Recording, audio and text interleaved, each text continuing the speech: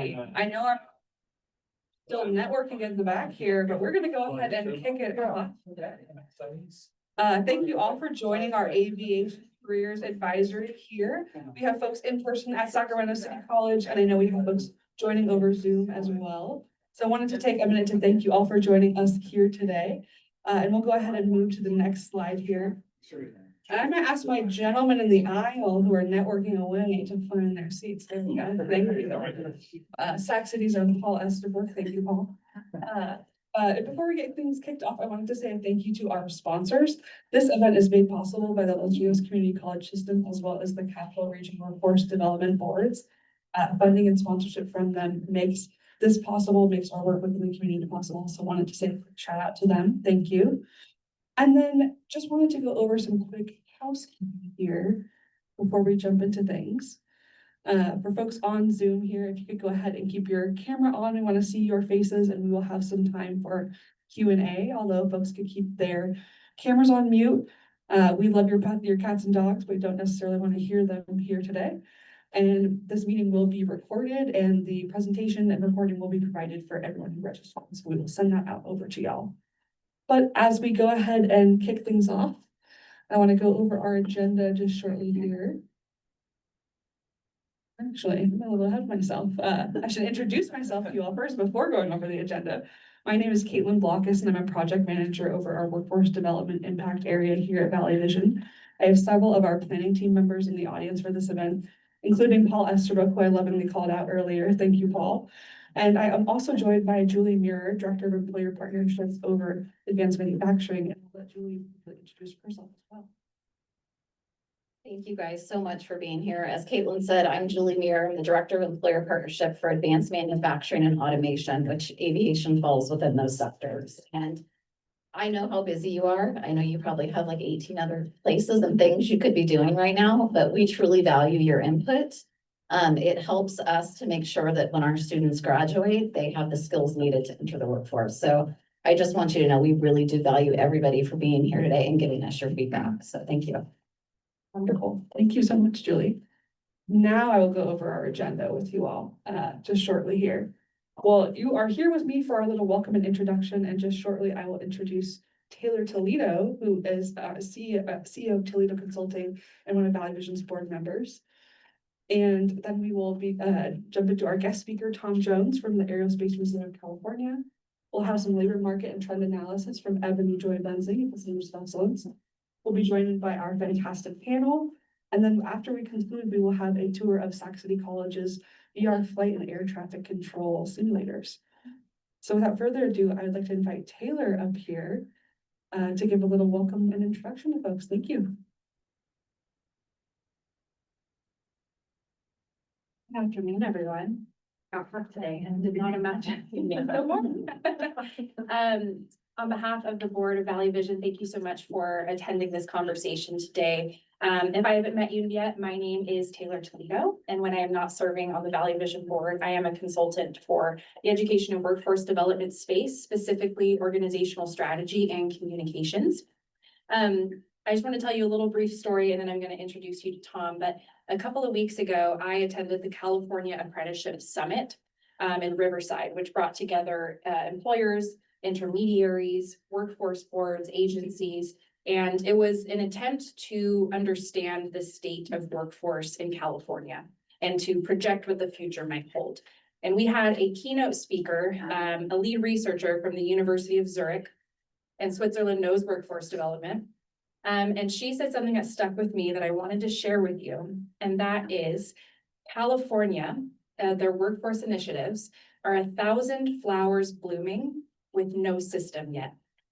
And I thought, wow, I completely understand where she's coming from. And you all know more than I do how true that can be, seeing so many programs and resources all over the state intentionally built, but working in silos or competing for resources. So today, when we're thinking about the aviation industry and the direct-to-career pathways that we're building or the work-based learning programs that we're collaborating on, I just want us to think about that connectivity piece of how can we align our resources, share the ownership of the outcomes, and make sure that we produce opportunities for folks to stay in the region and to have competitive jobs and to be able to sustain their livelihoods for their families. And now I'm really excited to introduce you to the CEO of the Aerospace Museum of California, Tom Jones. He is, I think, an incredible leader in this space. And if you haven't visited the museum yet, I highly encourage you to do so. In full transparency, I'm also a member of the Board of Trustees of the museum. So I have a little skin in the game, but I think his programs are a perfect example of that connectivity that we're talking about. So please welcome Tom Jones. Thank you. He's an incredible board trustee. Thank you very much for being on our board as well. I know how busy you are with everything. Hi, I'm Tom. I'm been at the Aerospace Museum now. I'm in my 9th year at the museum, and I see a lot of friendly faces out there with Paul and Kevin and all of our friends from Sac City College. Who likes living in Sacramento? Who grew up here? Not me. I grew up in Texas, but I got to tell you, it gets hot here in the summertime. It's not Texas hot, and it's a lot more pleasant. I love how the weather is here in Sacramento. A lot of Californians, I think, give us a hard time because it's so hot here in the summer. It's nothing like Texas. So we have a great place to live here in the Sacramento area. And I think we've got all the pieces. I think Taylor's absolutely right. We've got a lot of stovepiped, siloed organizations, training pipelines, different things that are out there doing incredible work. But if we can combine and coalesce those into a focused agenda, we wouldn't have 50 or 100 students or maybe 500 students a year. We would have thousands of students a year coming out of the Sacramento region in aerospace, in all types of advanced manufacturing and all types of great high-paying careers. It'll keep those students, because I think a lot of us do like living here. They'll keep them right here and keep that tax base here and make Sacramento even better than it is right now. So that's why I love doing what I do at the Aerospace Museum. I was a Navy pilot for 25 years. I got to fly all over the world. I've seen 45 countries, done a lot of really cool things. But I love living here. I would love to see Sacramento as a region be what I really believe that it can grow up to be. And I think a lot of us across the city and the region feel that way. So I don't know if you want me to get into my Yeah, absolutely. I should say, my idea. printed out on some of the tables and in the back, Tom put together a really great resource of some of the work that is done at the Aerospace Museum and what is to come in the future. So without Tom's knowledge, I QR coded it for all of you for easy access. So I wanted to share it with y'all. You know, I can't take full credit for this because we've got over 350 volunteers at the museum. Some of you know some of those fantastic volunteers that we have, and they're just wonderful people, including our board of trustees. And they just have all kinds of great ideas on how we can make not just the museum better, but aerospace and career opportunities. The museum is, I think of it as a nexus. It's an educational nexus point. Whether you're Sac City College, advanced manufacturing in Sac City College, or aviation, or you're at UC Davis in aerospace and mechanical engineering, all of those, Sac State, all of those schools, all of the companies that we work with as partners, got over 300 different partners that are affiliated with the museum. We all use the museum as a nexus place to help educate the future workforce, aviation, aerospace workforce. Paul and his team have just been fantastic. We're doing some great things, building really cool exhibits. But it occurred to me a couple of years ago when one of our volunteers said something, I thought, wouldn't that be cool if we could build, in my typical Navy pilot term, let's build an ACE center, right? Let's build the Aviation Career Education Center somewhere in McClellan, someplace close by. Paul and his team's got a great hangar right on the flight line, but we probably need a little bit more space than that. But think about all the things that could be happening, because we're not just talking about airframes and power plant mechanics, air traffic controllers, and the wide variety of other aviation related jobs, dispatchers and on and on and on. There are thousands, hundreds of thousands. If you total them all up, I'm sure there's 2 or 3 million open available jobs right now in America for people with those skill sets.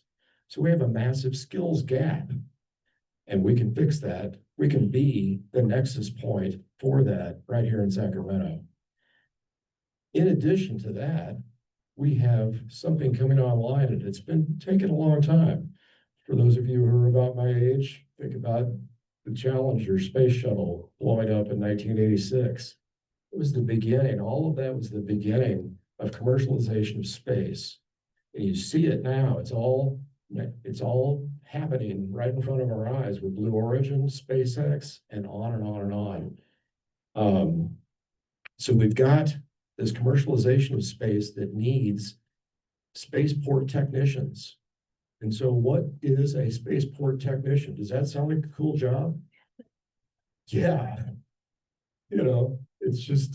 It's an amazing job, especially for a young student coming out of a place like Sac City College. But what is required to be a spaceport technician? It's essentially you're an airframes and power plants mechanic. You've got all that skill set for A&P, but then you add into it advanced manufacturing, CNC machining, 3D printing, and all the other skill sets. So the future of workforce, not just in Sacramento, but anywhere in the United States, is going to be, hey, let's get people of any age to get the skill sets in each of these areas, advanced manufacturing, 3D printing, et cetera, et cetera, et cetera. Because the same jobs that are here today, they'll probably be here in 10 years or 20 years.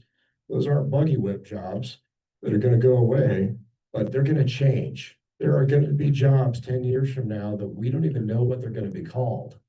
We don't even know what skill sets there are, but they're all going to have those fundamental aspects of airframes and power plants mechanics, additive manufacturing, advanced manufacturing, and on and on and on. We've got a lot of companies in this area that do that work, and it's super important work.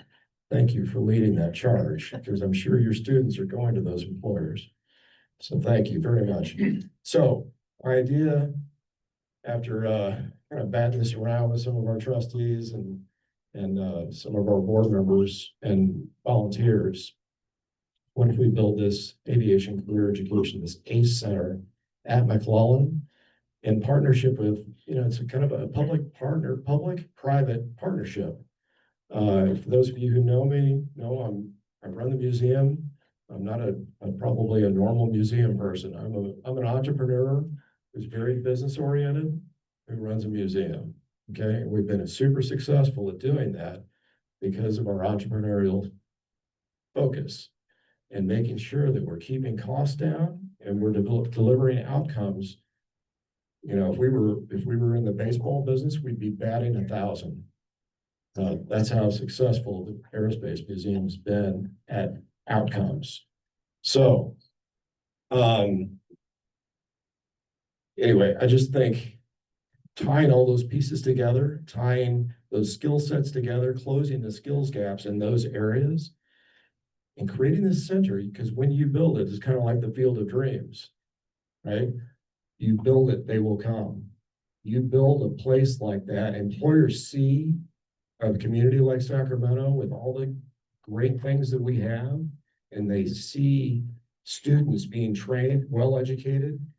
Right now, there's only one other place in the United States that certifies spaceport technicians, and that's at Cape Canaveral, Florida. Why don't we make Sacramento the next place in America that certifies spaceport technicians, because we need hundreds of thousands of them. We have a space industry that is growing just at an enormous pace. It's just an amazing thing to watch. So that's my idea in a nutshell. Does anybody have any questions, or would you like me to cover anything else? You took the words right out of my mouth. I was gonna queue up the audience for Q&A. Yeah. Any questions for folks that are arising out of that? we ready to put on our astronaut suits? Sure. Well, I know we also have some folks on Zoom, so welcome any questions in the chat. Everyone feeling shy or too full of sandwiches in here today? Mendocino Farms is pretty good. So, yeah. yeah, Alrighty, all right. well, thank you so much. Thank you, everybody. And in addition to that, I should note, as we were planning and preparing for this advisory, my colleagues and I were new to the field of aviation, but part of the reason we delved into it was because aviation was included in this year's iteration of the California Economic Blueprint. And I myself was kind of blown away by all the different opportunities that are available, some with shorter training longevity. But the person who can speak much more eloquently than that is Ebony Joy Benzing, who I will invite up to the stage next to talk a little bit about her labor market trend and analysis. And I'll hand this over to Ebony, and I'll grab a paper for you as well. You don't know, I'm a notes prepared speaker, so I'm gonna have to do a little bit of juggling here with the water notes and the clickers, so this will be irritating. I helped too, Ebony. Thank you so much. All right, so good afternoon. My name is Ebony Benzing, and I am the director of the North Furnace Center of Excellence for Labor Market Research. My department or organization is actually based at or hosted by Los Rios Community College District.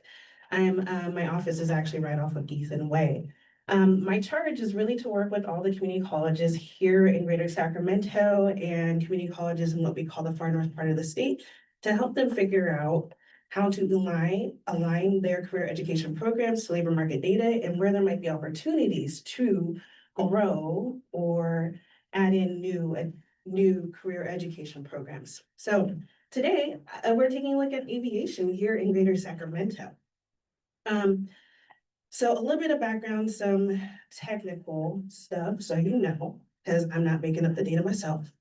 I get it from places.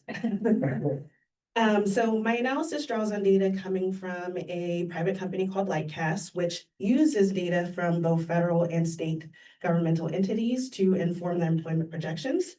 Data also comes from the Centers of Excellence. We do produce some of our own things. And then California Community College system as well. So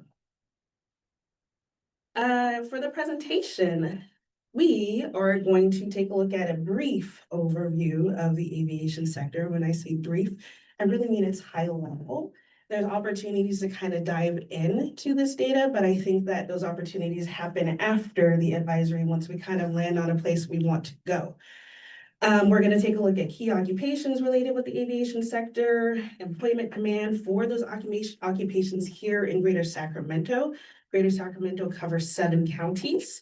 We'll also take a look at job postings that tell us about employer needs, related education and training programs, and we'll close with a takeaway for educators, employers, and job seekers. So, aviation in Greater Sacramento. Greater Sacramento's aviation sector includes both traditional and emerging components.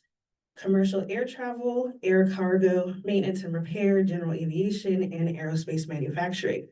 It's a mix of public and private employers ranging from airlines and defense contractors to flight schools and logistics companies. Our region's aviation infrastructure is extensive. We have 4 major airports that I kind of have listed up here: SAC International, SAC Executive, Mather, and McClellan. In total across our region, there's about 20 airports here. McClellan Park and Mather also serve as key business and logistic hubs for our region, and I-5 and I-80 help to anchor our region's role in terms of distribution and logistics. Employers like Kratos, Teledyne, and General Dynamics anchor our manufacturing presence here, our aerospace manufacturing presence here. Our aviation sector is small but mighty, okay? It contains about 4,300 jobs in 2024, representing about 1/3% of Greater Sacramento's overall employment. So yes, that is tiny, and I will tell you why. It's tiny also because we're really just focusing on private sector employment here. Anyone have a clue what's happening with federal government right now? Do we know what's happening with data coming out of federal government right now? Those websites are not functional. So I don't have any data in my presentation really kind of taking a look at federal government or state or local government kind of employment right now. Those numbers could potentially help to bolster what we're seeing here, but right now that data is not fully available. So despite the aviation sector being relatively small, it's really, really mighty, like I said. In terms of historical job growth, the sector grew 34%, 5 years between 2019 and 2024, and it's projected to grow, jobs in the sector projected to grow another 16%.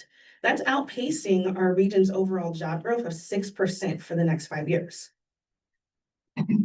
Where do I want to go next? So up next, this chart right here shows historical, current, and projected aviation employment by subsector. There's 3 key subsectors that I'm highlighting here. The first one, most of Greater Sacramento's aviation employment falls into the support activities for air transportation subsector, with nearly 1,900 jobs in 2024. That support subsector includes air traffic control, airport operations, and other related activities, including maintenance and repair of aircraft. The second largest subsector, which is in the orange, is air transportation at just over 1,500 jobs. Air transportation includes scheduled and non-scheduled passenger, chartered, and freight air transportation. And lastly, the small subsector is aircraft manufacturing with 930 jobs in 2024. I want to make a distinction here. I'm using the phrase aircraft manufacturing because that's literally what I'm focusing on. I'm not looking at aerospace overall. I'm looking at a smaller component of aircraft manufacturing here in Greater Sacramento. So just a quick reminder, again, this data is really focused on private employers here. It does not include public sector data.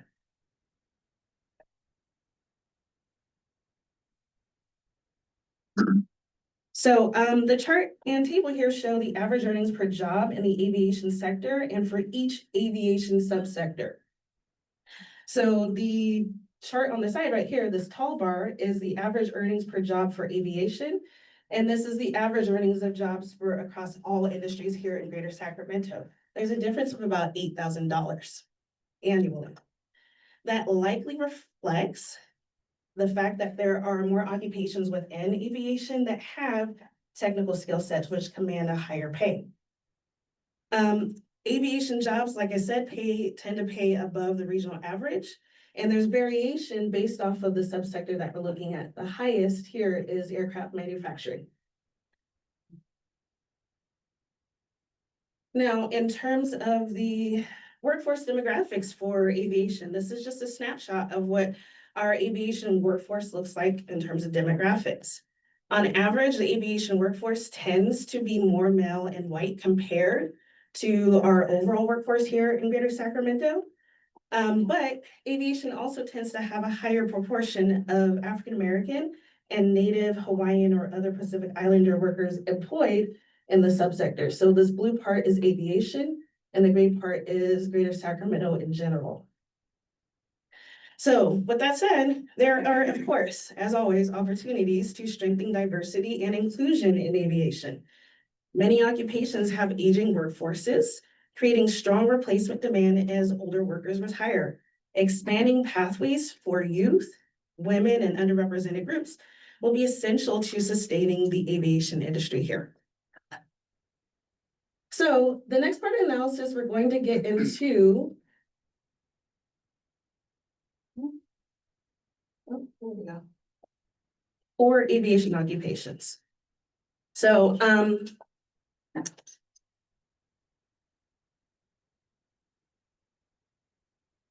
might need help.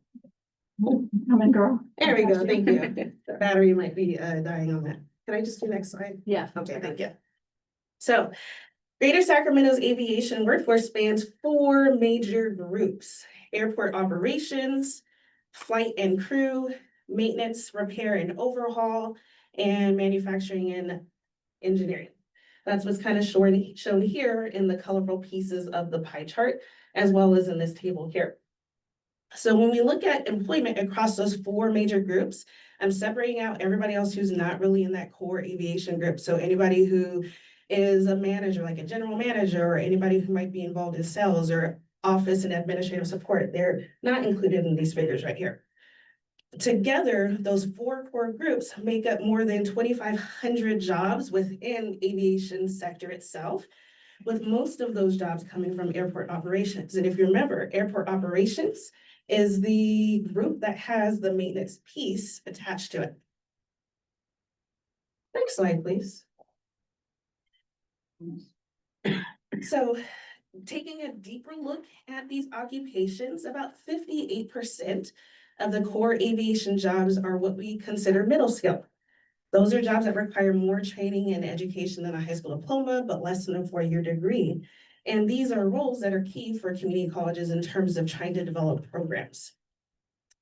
Middle skill aviation jobs are growing regionally across all industries, and this is not just aviation alone, but all industries here in Greater Sacramento.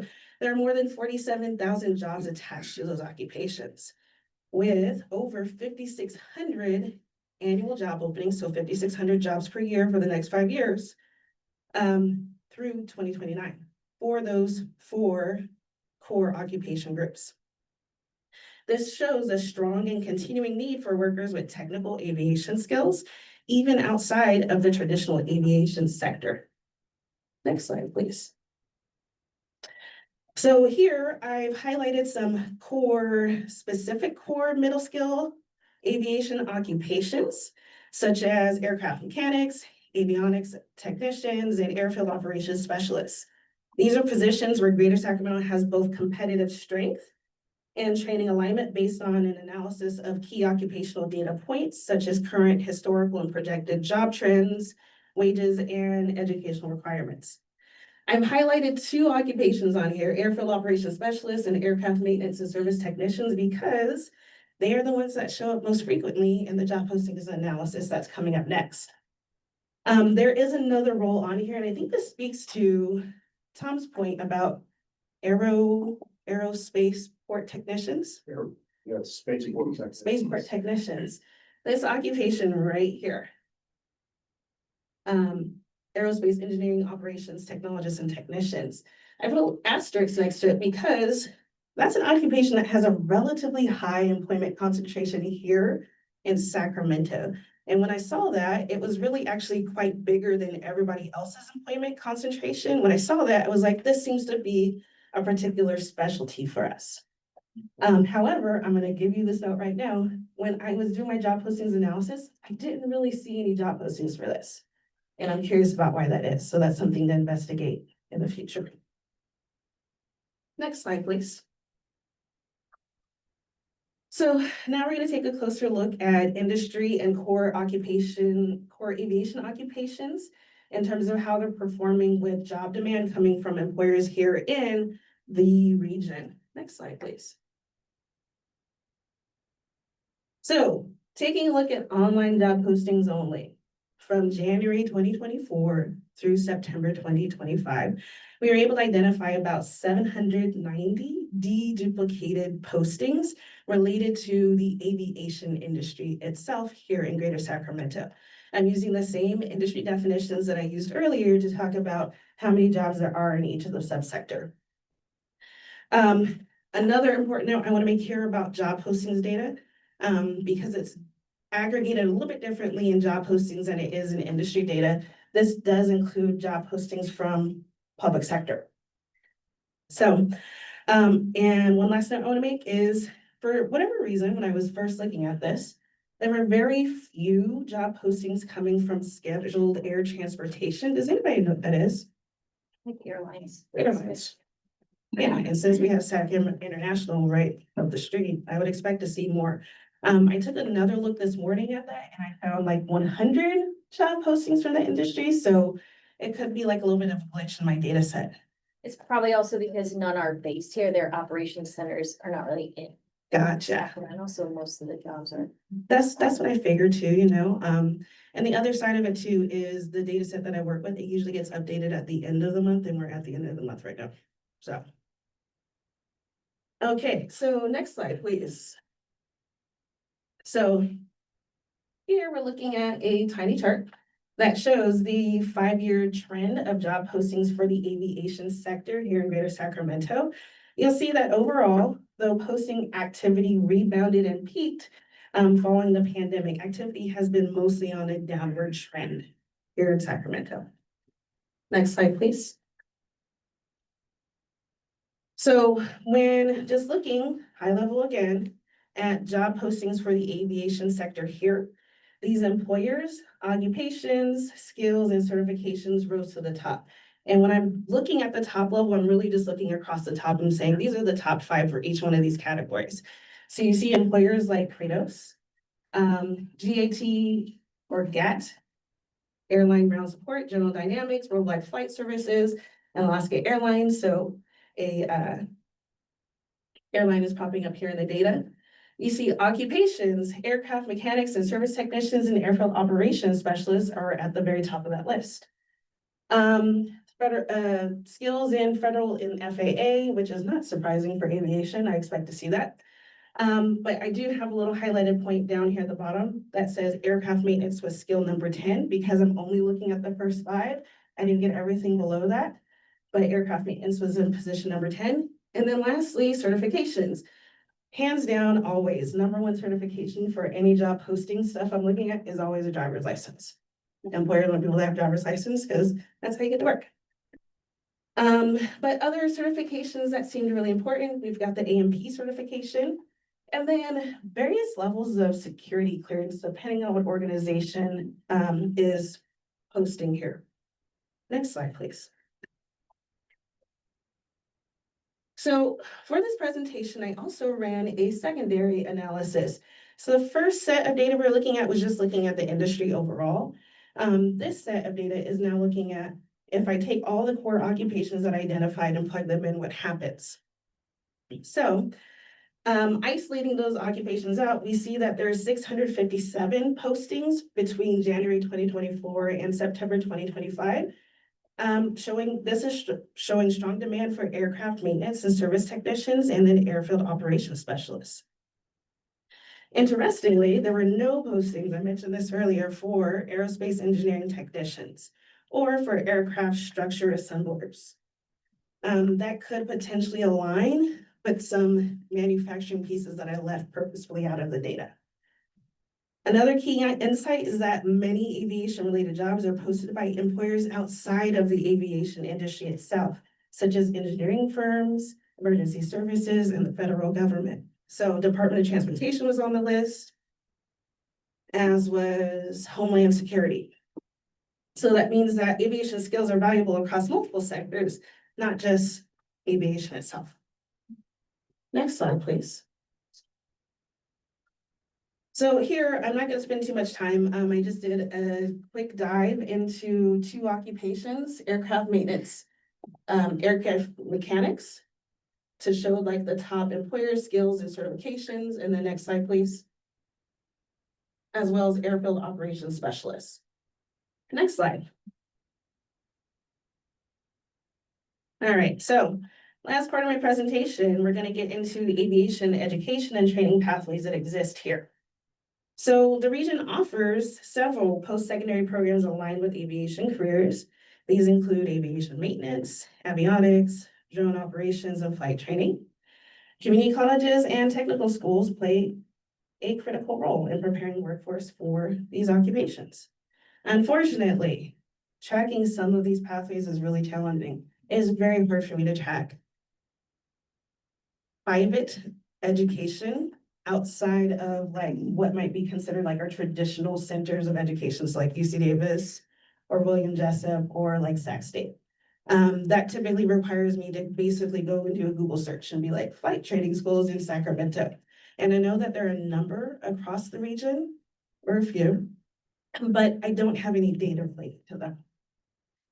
So my analysis does not consider any kind of output from those programs. Next slide, please. So here, I thought this might be useful for y'all to have. This is a program to occupation map. It shows how educational programs align to occupations and then what the demand is for those occupations, as well as the supply from programs that feed into those occupations.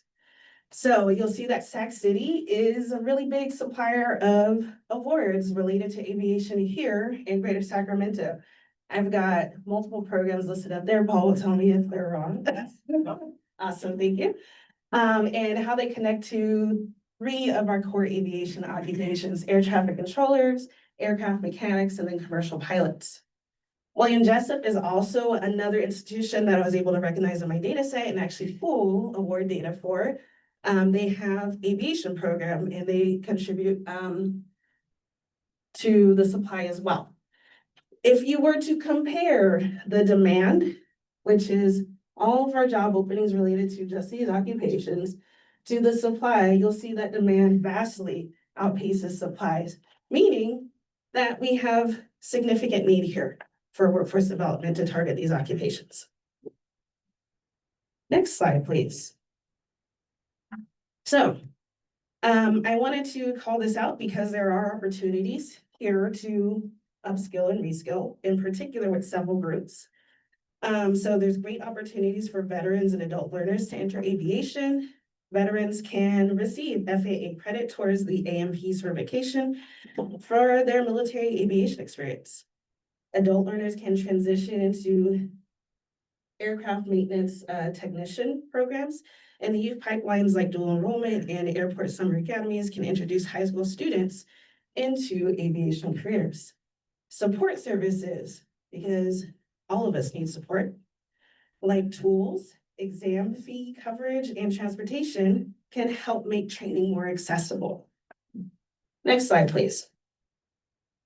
So lots of bullet points up there. I'm just gonna read what I got on my notes right here. Y'all will have access to these slides later, so you can take a closer look at this. But just to summarize, I'm gonna take a look, just summarize for some of the occupational groups. Maintenance, repair, and overhaul occupations continue to show strong demand across commercial and general aviation employers, underscoring the need for skilled technicians. Airport operation roles remain stable with growth tied to what's happening at SAC International. And then most manufacturing and engineering growth is concentrated among defense-related suppliers rather than commercial airspace. So that is a particular area that we need to take a closer look into to understand how that feeds into manufacturing for aerospace in general. So, and lastly, while public sector aviation roles like the TSA and air traffic control are significant, they're not really reflected in this data set because of limitations to how I can access the most recent data. Looking ahead, employers can help by aligning curriculum to local industry needs and expanding work-based learning opportunities, or that was for educators. Employers should continue to post skill-based job openings, recognizing equivalent experience, and partner with colleges on labs and equipment. And lastly, for students and job seekers, the key is to pursue those stackable credentials and target flexible entry roles to build experience and advance quickly within the sector. That concludes my presentation. Next slide, please. If y'all have any questions, you can reach me an email, ebony.benzing@losrios.edu. I also invite you to take a look at our website, which has the latest of our reports and covers a multitude of industries here in Sacramento, not just aviation. All right, that's it. Thanks, Ebony. Any questions for Ebony? I saw a question from Michael in the back. Yes, you touched briefly on the dual enrollment for high school students. Yes. You have more in-depth pathway to achieve that? So, one, let me say by recognizing, I don't think that there are actually aviation-related pathways here in Sacramento for K-12 students. Not too long ago, I did an analysis of existing kind of CTE pathways in our K-12 schools. And the bulk of them are not concentrated in transportation sector for K-12. And they're, so off the top of my head, I didn't remember seeing any aviation training pathways. Tom might have something and Paul might, oh, wait, sorry, I'm lying 100%. There's one. There's I know one. one. I met him last year. Mira Loma High School, which is not too far from me, Justin, yes. So I'll have to, oh man, I gotta update my data. Maybe So there's there's an a- aviation trivia. Yeah, I know. We're actively Yeah. trying to find that pathway. make it work. Yes. It's a challenge. Yeah. And, but this is the one high school that does have aviation and we're working on it right now. Yes, Especially there we for go. flight. Okay. Thank you, and thank you, thank We're you. looking at mechanics down the road, but for flight for sure. Yeah. Perfect. See, I had to pull I it back. contact you with. Yeah, and Dave's having more conversations now with Justin than I am, but yeah. All right, any other questions that I could potentially roll back my answer on and correct? Tom. Just, first of all, thank you for, the data oriented view of this. Yes. It's super important. I'm just curious, do you have a gut feeling on this industry? To me, after being involved with it for, over 30 years of my life, it just seems white hot in terms of opportunities for students. And I love your idea about stacking these skills. That's essentially what it is. You're gonna fill all these skill gaps in all these different industries. They don't even need to be aviation oriented. Yeah. But you have a sense or a gut feeling that if we built something to train 1,000 or 2,000 students a year here in Sacramento. 1,000, 2,000 of that. It's a lot, right? Yes, it's a lot. Let's shoot big, because I think the need out there from a national perspective, we become the national center of excellence. Yeah, that's a potential there. I mean, gut feeling kind of aside, I think that what I see in the data, it seems very promising. And that there does seem to be kind of need here to grow in certain capacities and in certain ways, absolutely. And I think the data supports taking on some additional kind of like potential risk for developing these programs or expanding those programs. The challenge that you highlighted earlier as well is the siloing that happens in our region. We have so many different initiatives that are happening and they're not all interconnected. And we need them to be interconnected to actually get these pathways to flow the way that we want them to flow. So that's gonna be like the key piece, honestly, for anything in this space. So. I just want to give one little update because it's Oh, yeah, really please, interesting. please I go came ahead. from an air dispatch conference and with Joby, the air taxi company down in Fresno. With the addition of these air taxis coming online, the amount of dispatchers they're gonna need is gonna blow up considerably. And then you bring in autonomous air taxis, which are coming next. And the air dispatcher conference was really just talking about that their industry is actually gonna go through a lot of changes and challenges to meet that challenge. So that's one area that I know in California with this company down south is gonna be a big player. And then also they'll need avionics mechanics to deal with these planes. So my only question to you, and we talk often, is the projections, because I know with the new terminal at Sac International, Yeah. What is that gonna do to this area? I'm not certain my programs will be part of that, but that future autonomous air taxis is really interesting to Yeah. keep track of. But, again, these are projections and Yeah. when they'll be approved to do all this stuff is the big question. Yeah, so that's most definitely an emerging kind of space within the data, honestly. Have I seen kind of any precursors to that? A little bit, and it's been mostly coming in kind of through postings related to like drones, so autonomous drones, honestly. So kind of imagining all the support that particular, I'll say, industry will need, so including dispatchers to kind of manage all the logistics of having traffic in the air, is gonna be an essential piece, but it's not showing up in the data just yet. So we're kind of leading with the emerging occupation, drone operators, and then everything else tends to follow after that. I'll just call out something from folks on hello. Calling out something from folks on Zoom that the Caltrans division of aeronautics is also an employer. Matt Friedman says we have transportation and use planners, civil engineers, and finance experts. These positions provide a good salary and all the benefits of state. Yeah, so Caltrans usually does show up as one of the top posters when it comes to anything in transportation, and they most definitely showed up in the data for aviation, so.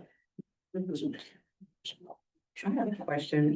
Yeah. I'm representing Southwest Airlines. Hello. I recruit heavily for SMF. So I was a little surprised that we weren't in your top five because I hire a lot from GAT, I hire a lot from Alaska. So just curious why we didn't. Yeah, Come on so, in there.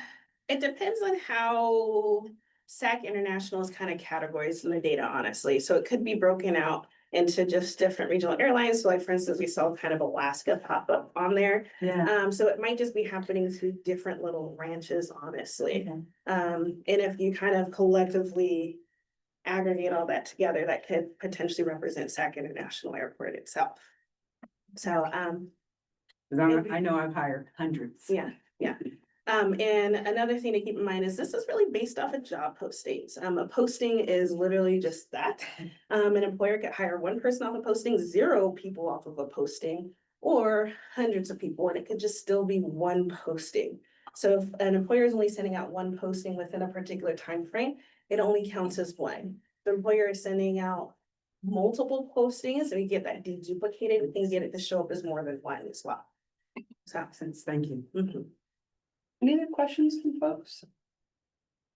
If not, I have $1 million question for you, Ebony. What's that? Well, Paul talked about autonomous taxis, which is a little terrifying, but exciting. And so my question for you is, which could be a gut feeling, it could be backed by data, but where do you see the future intersection of AI impacting the aviation industry? With the amount of errors I see in AI, I hope not too much right now. There's some need for development in that space for sure, I will say. I don't think it's quite safe enough to get it to that level, honestly. That's my opinion. But Absolutely. As a former air traffic controller, been in some studies they do down NASA Ames, where they're figuring out how AI will impact air traffic control. And right now, the technology is not even close. Yeah. It's a long way. You get any tiny little thing that's off nominal. No cyborg flying my plane anytime soon. yeah, so just to give you a little No, that's- sidebar. They're having, Oh, no, they're working down in that, Concord X-Wing. that'll be my nightmare Fly tonight. up to, we used to fly up to our airfield all the time. They do a lot of autonomy. Rich, yeah. Little sidebar on that, I uploaded a report that I wrote into ChatGPT once, and I said, tell me what this report is about. The summary it gave me was nothing related to the report that I had written, so I'm like, where did you get all this information from? And it was like, oh, let me think harder. So, not there yet, not there yet. Thank you for indulging me. Yeah, of course, all right, thank you for your time, all right. Alrighty, thank you, Ebony. Yeah, absolutely. You can go ahead and leave it there.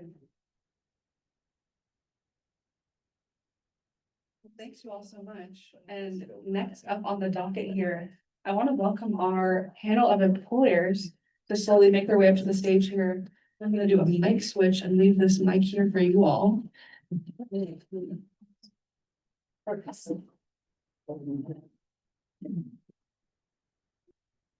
Know that folks that come here. I also want to thank everyone for navigating parking, navigating federal shutdowns while trying to pull away from our volcano, which is a triumph in its own. So thank you so much, Ebony and team.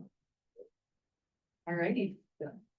Well, up here today, we have with us Gary Pelfrey, the Vice President of US Flight Support and Woodland Aviation. We're also joined by Bud Burke, who's the 8th Air Tanker Lead Mechanic at Amentum and CAL FIRE.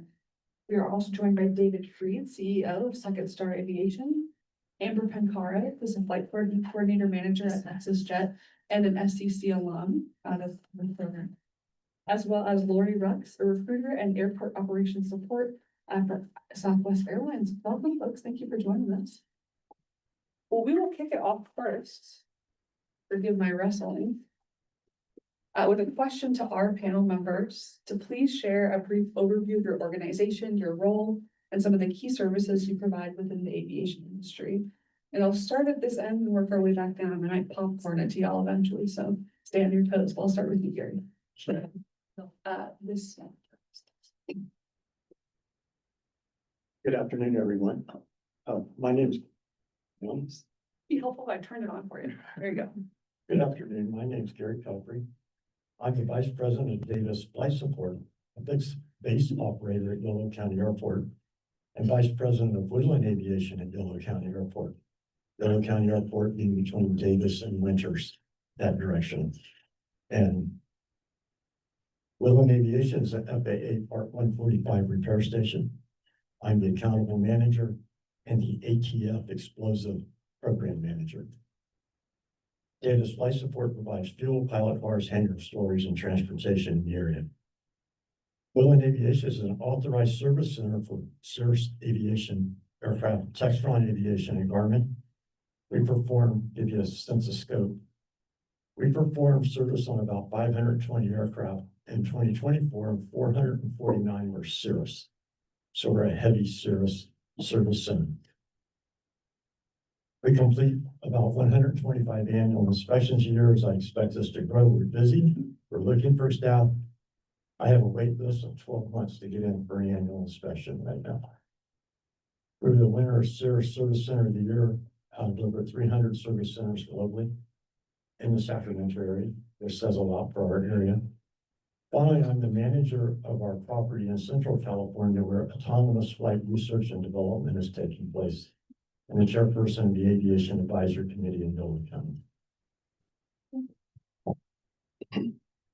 Hi, everybody. I'm Amber. I am the flight coordinator manager for two operators, charter operators and management companies. One here in Sacramento called Access Jet. And then we also have a sister company called Modesto Jet and I work for both. So I basically manage our dispatch and scheduling team.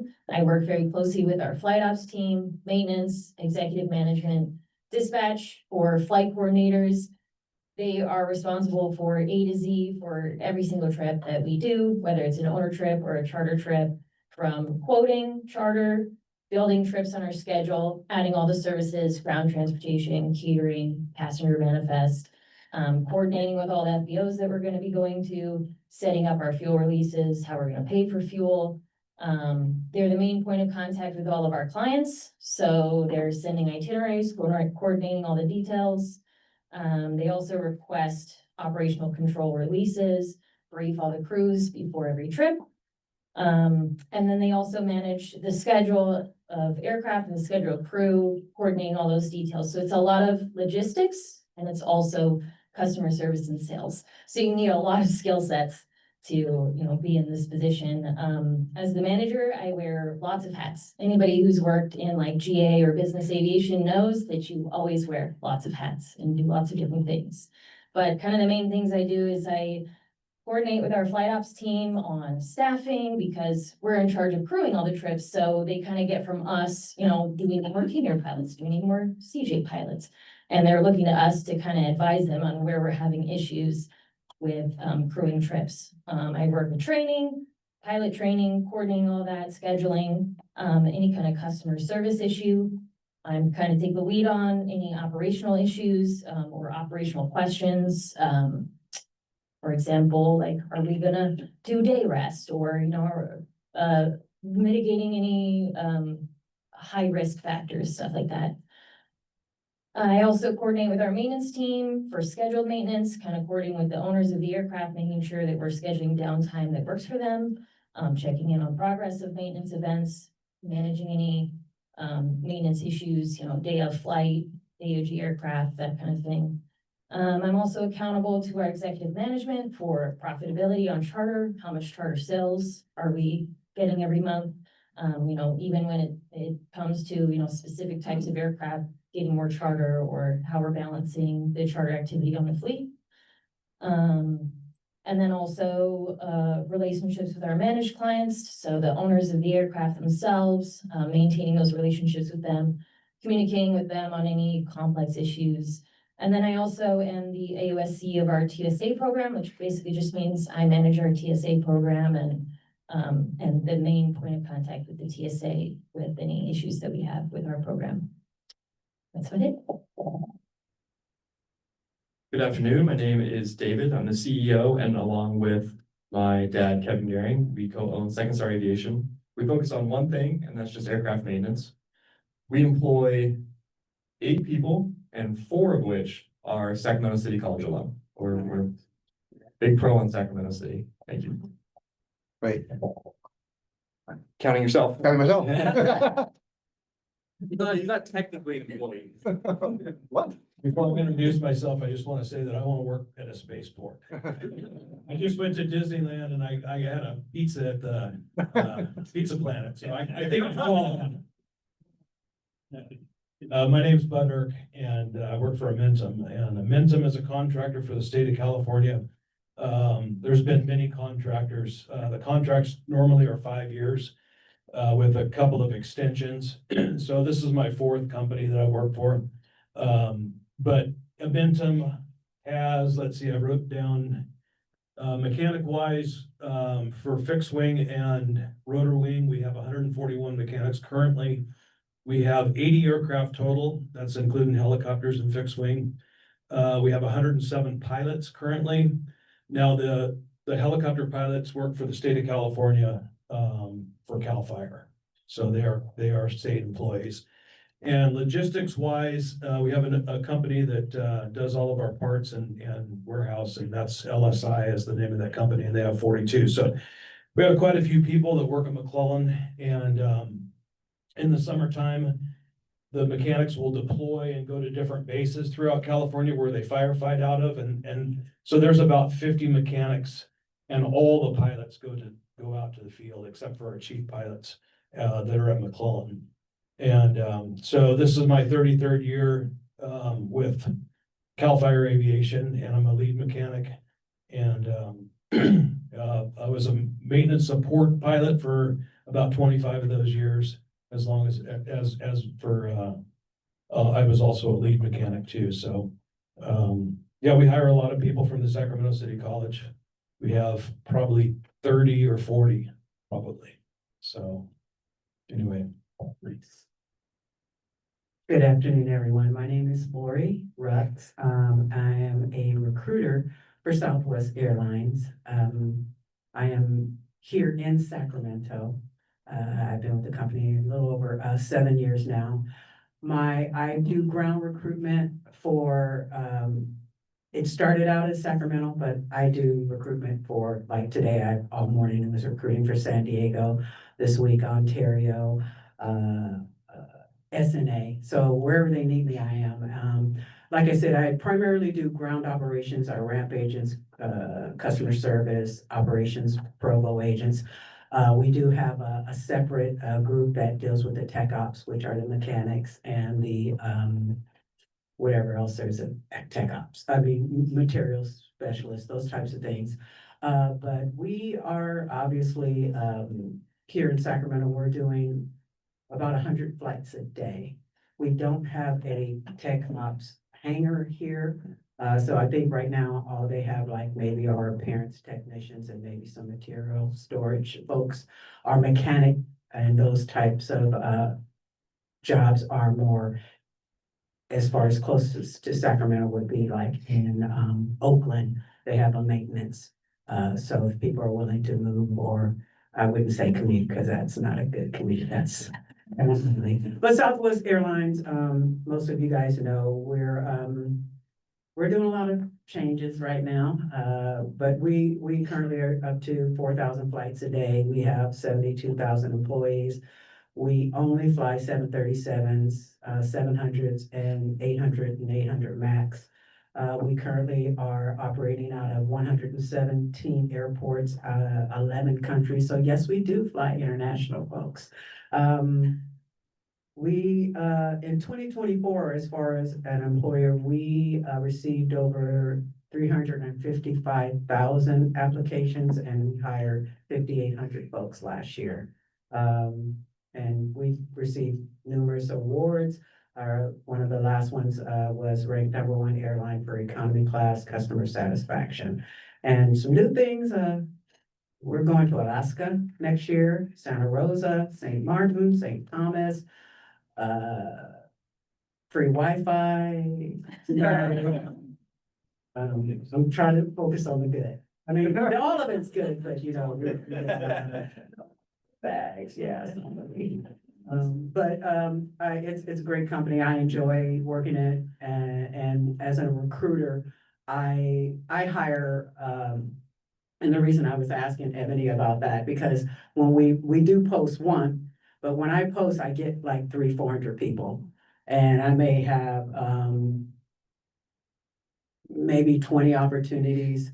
And so I may only get to the first fourth of those folks. So I go around in the community to talk to people about, if you're interested in working for Southwest Airlines at the airport here in Sacramento, these are the things that you need to do to put yourself in the best position to get hired. So I can go more into that as we go along, but if there are workforce groups here, or you're interested, one of the things at the level, at the airport level, we hire a lot of folks that maybe are not looking to go to college. So we don't even require a high school diploma.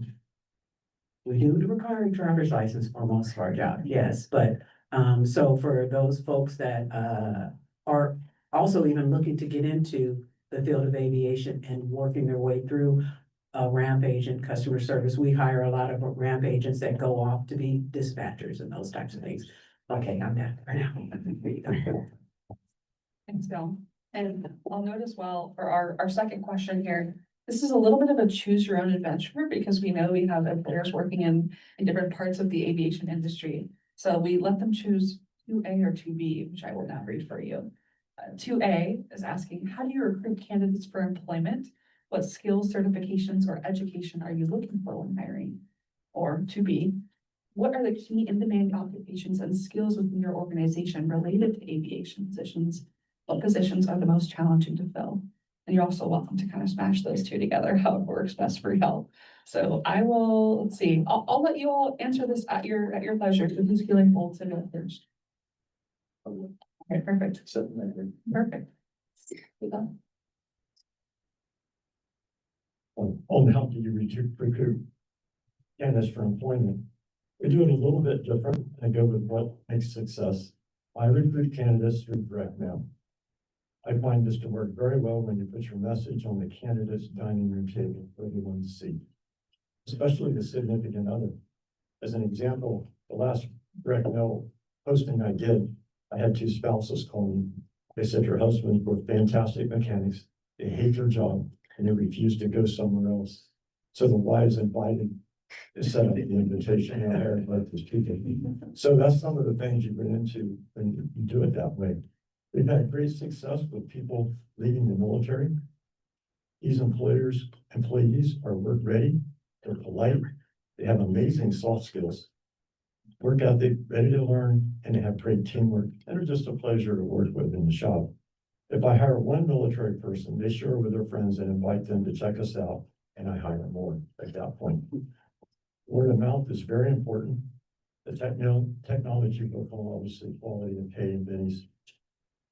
People unhappy in their workplace of employment seek us out and just walk in the door and have taken the job with us because they feel they're being left behind with technology on the aircraft they work in and they want to work on a more sophisticated airplane. They're being left behind. When hiring, you're seeking individuals with an airframe and power plant certificate. Past military is important, good resume. And I can't emphasize the importance an employee can use a computer, look up parts, are well written, document issues they found, clear on aircraft inspection, and are just well written at that point.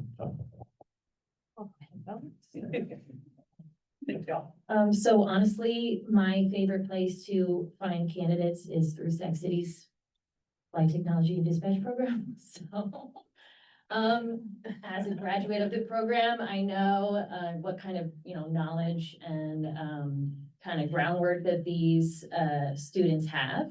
And I know that a lot of them are looking for opportunities. And so I always try to reach out to my contact at Sac City, which has historically been Scott Miller, but I would love to, get more phone numbers. And then I also just ask for referrals from all of our pilots. I normally, if I'm hiring in our department, I ask everybody, hey, if you know somebody who's interested in a job, please have them email me. My least favorite thing to do is to post a job opening online because you get hundreds and hundreds of candidates, and honestly, most of them are not people who are coming from the aviation industry or have any kind of aviation background and probably don't even really know what the job is, or they just say, oh, flight coordinator, that sounds really cool, and so they apply. And what I'm looking for is really people who are interested in aviation and want to make a career out of aviation. Something about the flight coordinator position that I think is valuable is that it is an entry-level position. So people coming right out of school, those are the perfect candidates.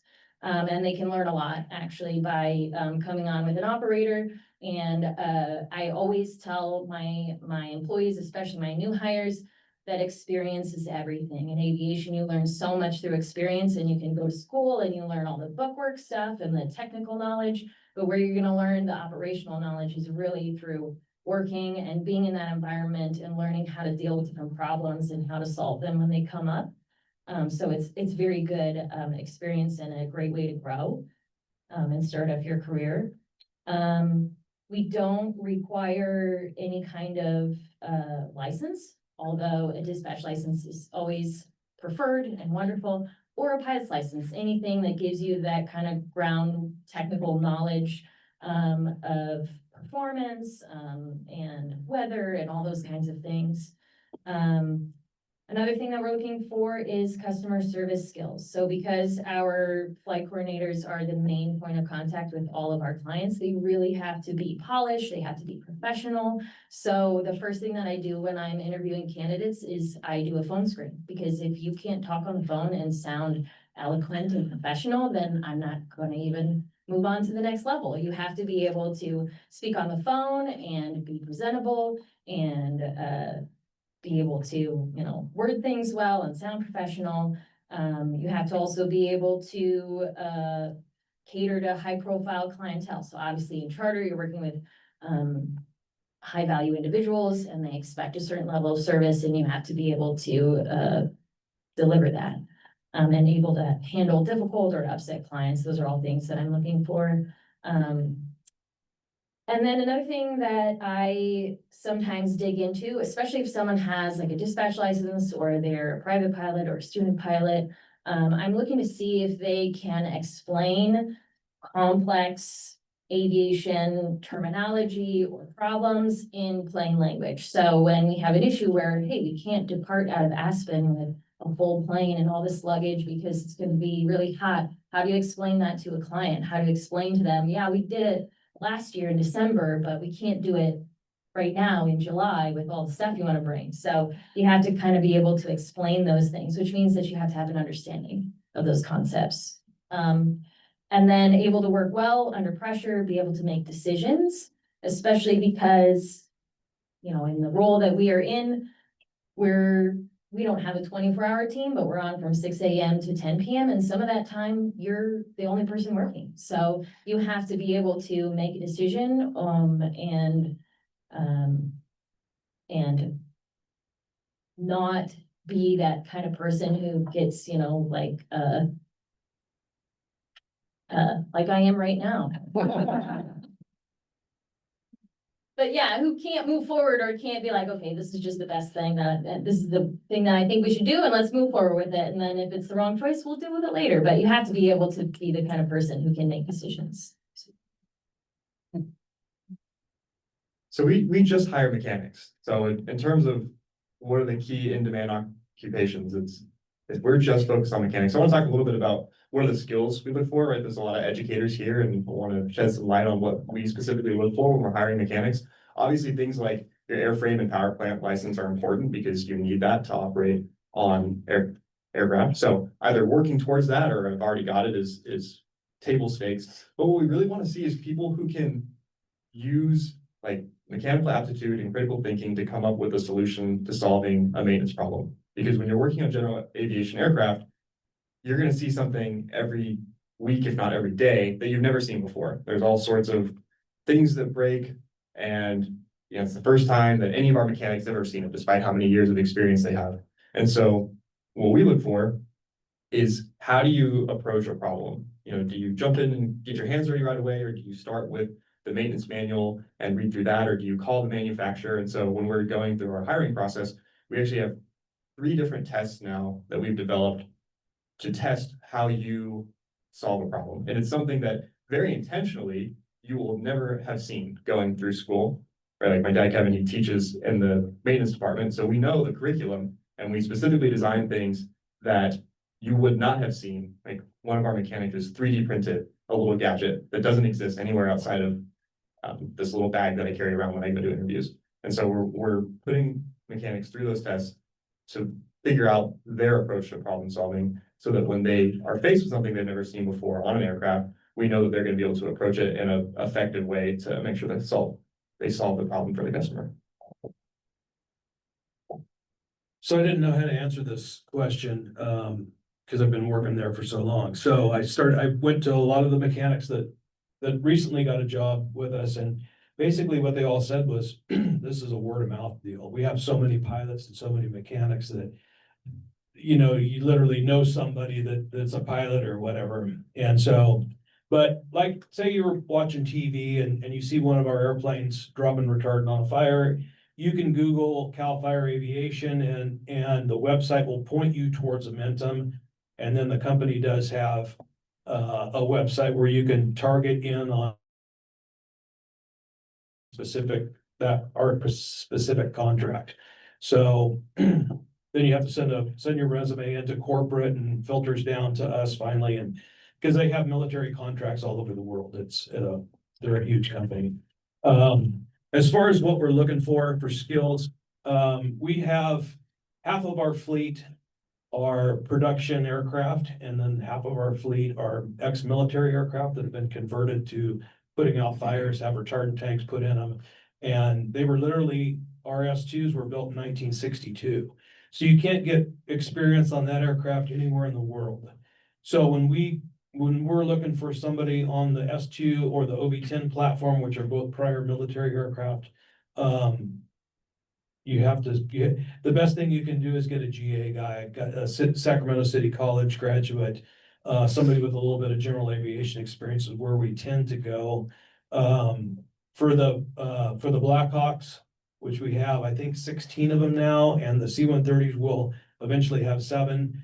We look at the prior military people. And so the problem that we've been having is a lot of the guys, say a Coast Guard guy is getting ready to retire and he may have some E-model C-130 experience and he lives in Pensacola, Florida. And is he gonna wanna sell his $200,000 house to buy a $600,000 house in California? That's the problem we're having. So we're trying to get ex-military people to move to California, and it's been hard. So that's pretty much, I think that answers question B, but Okay, so again, I don't currently recruit for the tech ops, so I'm just gonna speak in general for the ground operations that I do. We have what we call sourcing recruiters. So a lot of them would do a lot of the groundwork for us. And when the posting of a particular job comes up, they've already interviewed folks and let us know, hey, these people are ready to go. So all I do is just make connections with them and then send them the offer. So we have this saying we're calling left of rec, where we're not waiting to the posting to come out. By the time the postings come out, we've already identified folks. So we do a lot of pre-work by working in the community, gathering names and staying in contact. We call that keeping them warm. And so when we know that a job is coming out, we will notify them ahead of time so that they can be some of the first that do apply. As it relates for skills, obviously, some of the more technical required licenses and certain trainings. The jobs that I do as far as customer service, obviously, you're looking for customer service, or even the provo, who are the ones that take care of keeping the aircraft stocked with the ice and the snacks and all that, looking for warehouse. Our ramp agents, obviously, it's a physical job, so I'm looking for folks that maybe have had a job in Amazon or FedEx, UPS, but that is not a requirement, of the job. To be honest with you, as it relates to working for Southwest, I hire for attitude. You can have all the experience. If your attitude's not right, I'm not gonna bring you as a part of the Southwest team. You guys know we are, big on hospitality and customer service, so I want someone that's gonna fit that, our culture. As I say, I can hire for, I hire for attitude, I can train for the skills, so. One of the things I know that, as it's already been said, the folks for the tech ops, it's hard right now, especially in California. If you look now, I'm sure that there are positions available for maintenance and mechanics in the Oakland area. They go to the military bases and they try to recruit those folks, but you know, a lot of them they work here or they're stationed here, but as soon as they're done, they're getting out because California is expensive. I do know that, and I've heard different things as far as Southwest is concerned. I know that there's gonna be a big need for those that have those A&P license because of there's something going on. I don't know exactly what it is, but there's some change that's going to be happening. I don't know if it's gonna be while I'm still there, but it's coming. As you see, we're expanding. We're having these partnerships with these international, because our whole thing is, this is what the people want. So I know that there's going to be a need for that, not just here locally, but abroad, for that. So I appreciate what Sac City, has. I didn't know that this program existed, so it will help me as I speak with my folks and maybe, you know, we can partner and we can come in, you know, because we're always recruiting for that too. So, I hope that answers the question. Yeah, thank you. And Lori, I have to tell folks, you spoke of hospitality and more. Team mentioned once that we like Southwest snacks. She came prepared today. I did bring snacks. So setting a new bar for. We don't do peanuts anymore. We have those little pretzel things. Yeah, I have those. Delicious. I have those. And because aviation folks like to go in one straight line, I'll start with you, Lori, and turn it back around. Question 3 here. Do you anticipate your hiring or skill needs changing due to changing market dynamics such as policy shifts, advances in automation and technology, or environmental considerations? Again, for what I do, probably not as much as maybe some of our corporate jobs where we're looking, I mean, we are incorporating AI into what we do, within our recruitment side. It's very, limited.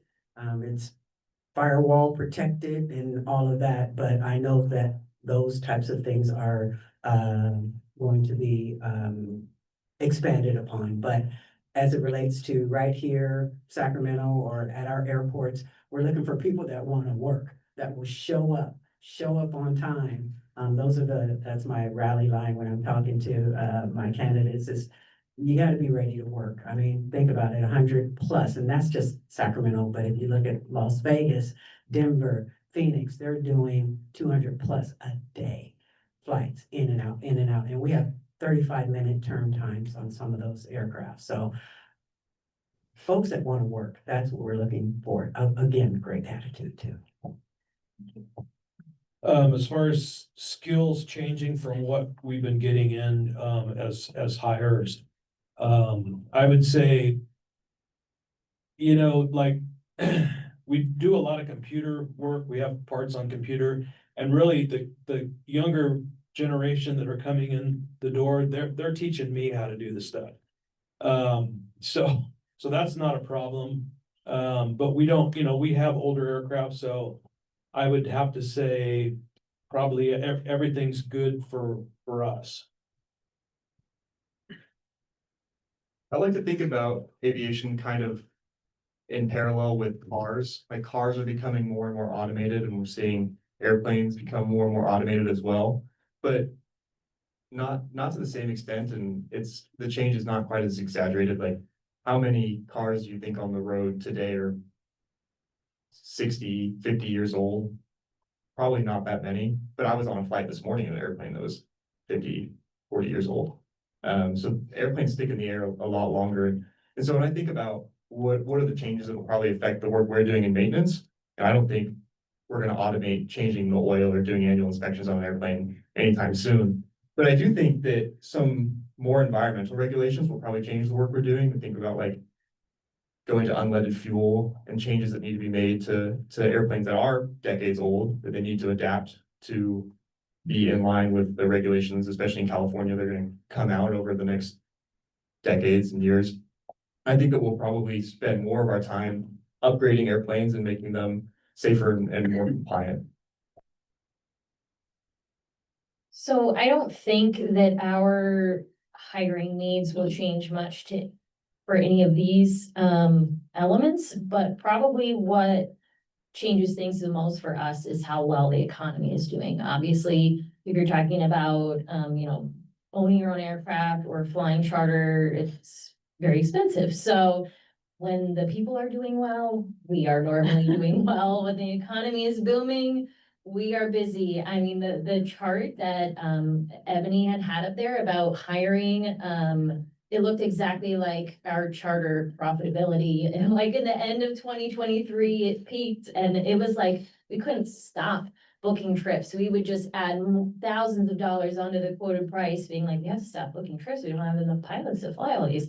And they would still book, and we're like, oh my goodness.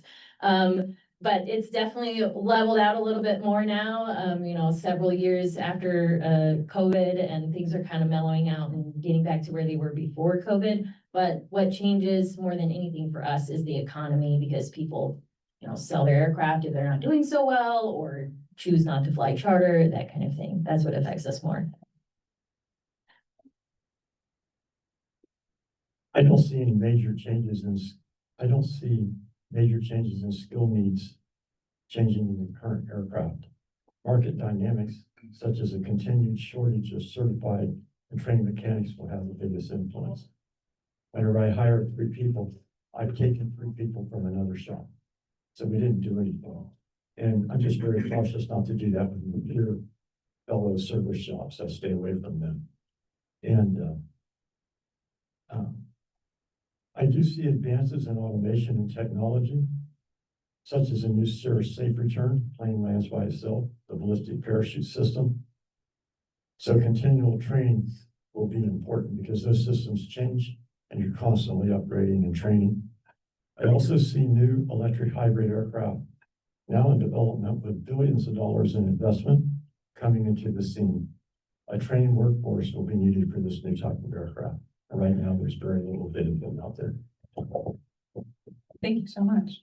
And here our next question. I know there's a lot of talk and some great plugs for Sac City here today, but from your perspective, how can education and training providers better align with industry needs to prepare individuals for aviation careers and ensure a strong regional talent pipeline? And I don't know, Gary you seem ready. You know that I can handle all that. Programs for apprentices that can get time and experience in a shop such as ours, that we have one, but also need knowledge gained from an education need to take place. There's a hybrid type model in there, and how can that be better organized for them? And a suggestion from my staff was to get opinions from mechanics who got their A&P to school, and after about 3 months, asked them, what were you surprised with when you walked into a shop? What was different? And actually just asked their opinions. And one person's opinion won't work. You need to collect them all and kind of put that data together and say, what are the shops doing like me out here?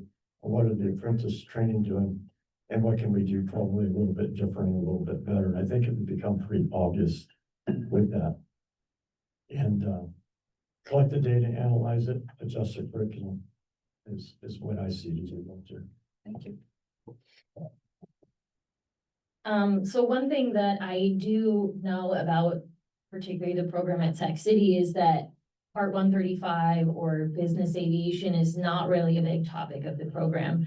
And a couple of years ago, I had reached out I forget the name of the professor who was teaching at that time, but I got in touch with him and I said, hey, I would love to come to your class and talk to your students about 135 and the career opportunities that they have in that part of the industry, because honestly, the only reason why I fell into it after I graduated was kind of by accident, because a couple of graduates from the year prior had gotten a job with a local operator here. And so then they kind of started coming and recruiting from the program. And that's the only reason why I ever even thought about working for a 135 or a general aviation operator. I had gone to get my dispatch license. I am a licensed dispatcher that I got through the program. And so my thought was, oh, I got to go work at either a regional airline or one of the major airlines. And I have to move because none of them are here. So when I realized that there are, smaller 135 operators everywhere, I was like, oh, I don't have to move. And I got to stay here where I have support and I have family. So I think one of the reasons why I wanted to come and talk to the students was to let them know that there are opportunities here and you don't have to go somewhere else to look for them. And so I think that's something that we can definitely bring more awareness to, that just because you have a dispatch license, that doesn't mean that you have to go work for a 121 operator. There are tons of opportunities in the 135 world where they're not required to have a dispatch license, but it certainly is valuable for any kind of candidate. And a lot of people who work in the 135 industry have a dispatch license because it's very valuable in this industry. And there are tons of opportunities in the industry. Almost every major city is going to have at least one charter operator, if not even, small cities have operators like Modesto. Want to go back to what I said earlier about how, we look for people who can approach problem solving the right way and people who are continuous learners. I think those are some of the really important skills that education can help instill into people. Like the Sacramento City College maintenance program is great, but it's drinking from a fire hose for 2 years. You may only look at something one time in the 2 years and you have to move on and start learning everything that you need in order to take your exam to get your A&P license. But you're going to have to constantly be learning about different airplanes and different systems the whole time that you're on the job. So people who are willing to learn new skills and have the ability to pick up things quickly is super important. Teaching people how to be learners is what we need. So I graduated from the City College in 1988, and what they didn't have back then, they have now. And I've kept in contact with instructors since I graduated, basically. And since we started hiring from the City College, we've asked that they teach more turbine, and now they are. And they have a PT6 test cell, and yeah.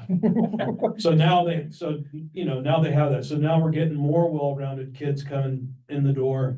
And also, we have one level 2 NDI in the whole shop, and we have a level 3 NDI. And NDI is super important because when you have failures, fatigue, corrosion inside of an aircraft, you need to go and inspect it without taking it, without damaging it, non-destructive in testing. So you guys have NDT now, and we're getting people in that want to learn that. Those are the two areas besides sheet metal. We can't get any sheet metal guys. And that's just a dying art, and there's not a lot of people that do it anymore. So I think those are the three things that I would like to see more of a focus put on. And they are doing some of it. So that's definitely a step in the right direction. I don't have a lot to offer here because the positions I recruit for don't really require any education per se. So again, those that are interested in, coming on board, working in aviation and maybe didn't have a high school diploma or even a college degree, the ground ops is a good way in to work your way up. Thank you, Lori. I like what you mentioned about some of those soft skills, though. I do think some of that, developing some of that within education programs and building some of those skills out, the attitude. Awesome. Well, we have one last question from our end, and then we'll open things up from audience Q&A. And I will put David on the spot here and start in the middle.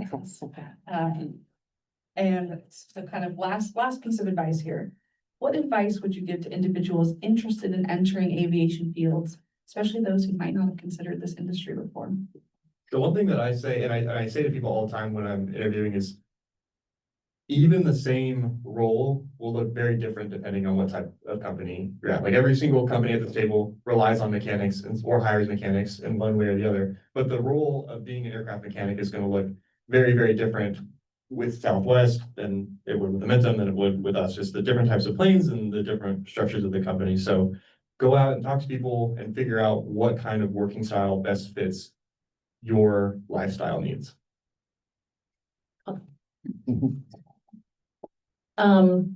So definitely in the flight coordinator role, you need to be self-motivated and you need to be driven. And you got to be ready for some crazy stressful days because I think you said after the first question that your mechanics, every day they see things that they've never seen before and they have to figure out how to do it. That's day to day for us as well. Okay, this problem has never happened before. How do we solve it? Or the pieces of the puzzle are always changing and always different, and we have to figure out how to move them around and make it work. So you have to be someone, which is why when I'm looking for a candidate, I want someone who wants a career in aviation, because if they're not interested in aviation and they don't have a passion for aviation, they're not going to stick with it. They're going to leave because it's a hard job. It's a challenging job and it definitely challenges you. You also have to have pretty thick skin. You have to be able to willing to admit when you've made a mistake and learn from it. One of the things that I look for is someone who can be like, yep, you know what? That wasn't the best decision. But now I can understand with all the, everything you've explained to me, I see how this decision was better. And now I understand that and I can move forward and grow from that. So someone who's always making excuses and, blaming something else or someone else, that's someone who to me is not ready to grow and not willing to grow, and they're not going to learn from everything. And so that's something that I really look for. And then you have to be willing and enjoy working as part of a team. Everything in aviation is team oriented. You have to be able to communicate with others. There's always lots of different departments and lots of different people making something happen. So it's a very collaborative environment. So if you like to work with people and you work well with others and enjoy that kind of environment, I would say that this is a good industry to work in. What's it next?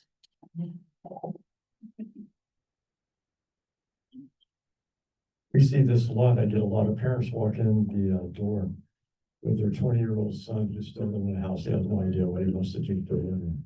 I mean, it's not unusual at all. And I talk to them, you do more counseling, do your homework and know what you want to be in your career. Think about it. Stop for a second. Work with a mentor or a counselor. Let someone help you that's been in that area. Get educated and experience in your field of choice. If this is a direction you're deciding to go, get involved in it, get a job cleaning airplanes, do something, get on site, working right there. We need to go to schools at an early age and consistently talk about aviation as a career. I go to schools over in the Woodland Davis area, and I start talking about aviation, and people go, I never even dreamed of a job in aviation before. And that includes men and women like that. We should talk to everyone. And finally, this industry needs to advertise, market, and educate, kind of like the military does, when not a job in aviation. People don't know it. They have no concept. They get on Southwest and they fly. They do not realize the amount of work that goes on behind the scenes in education. And if there's a career in there of some sort for you.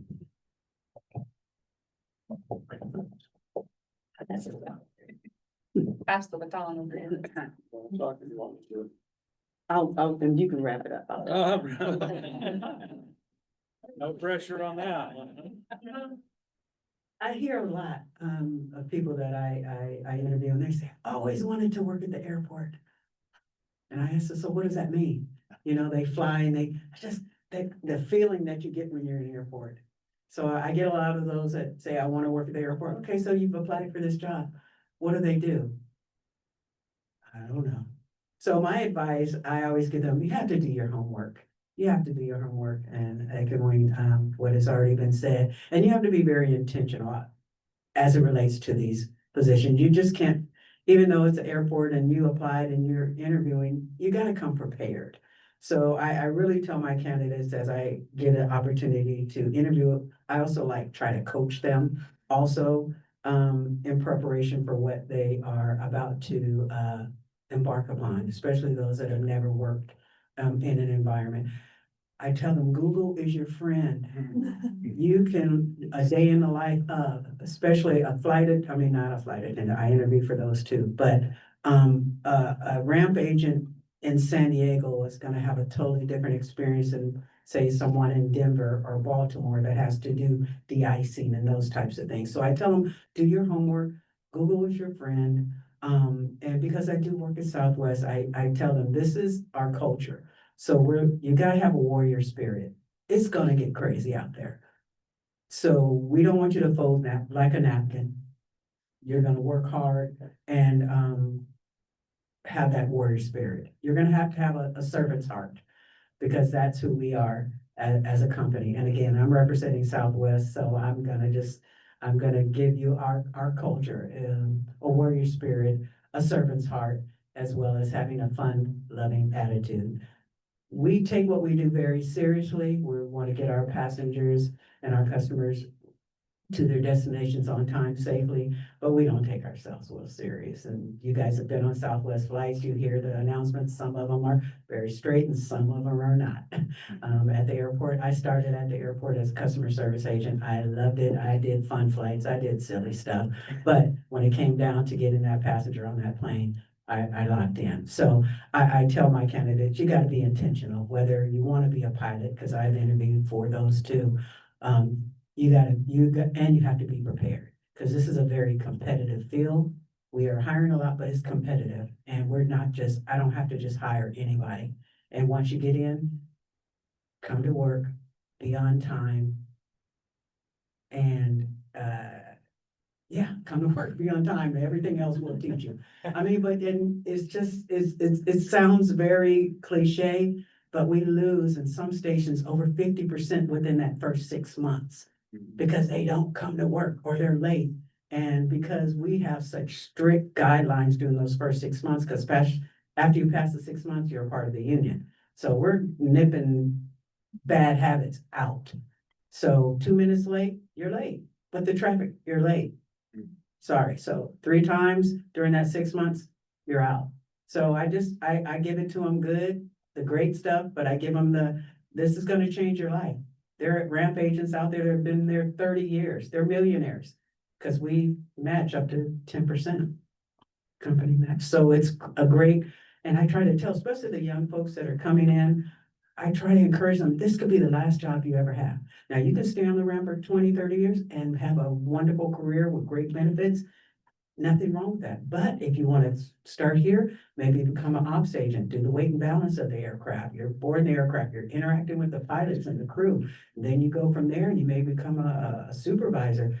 We have people, and those of you who have been in the industry, you know, a lot of our directors and managers and station managers and GM started on the ramp or started as customer service agents and worked their way up. So again, I'm doing the recruitment thing and doing the entry level at the airport as is a gateway and a pathway for some to higher opportunities. And you brought pretzels.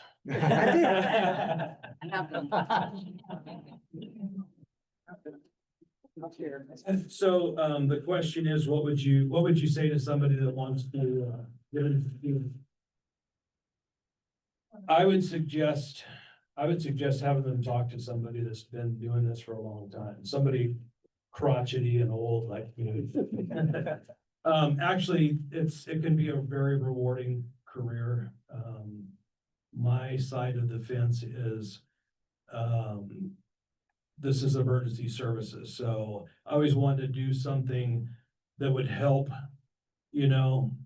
so this, like air ambulance work or something like this. So I chose firefighting and it's been very rewarding. Unfortunately, it's highly dangerous to be a pilot and, I've lost lots of friends.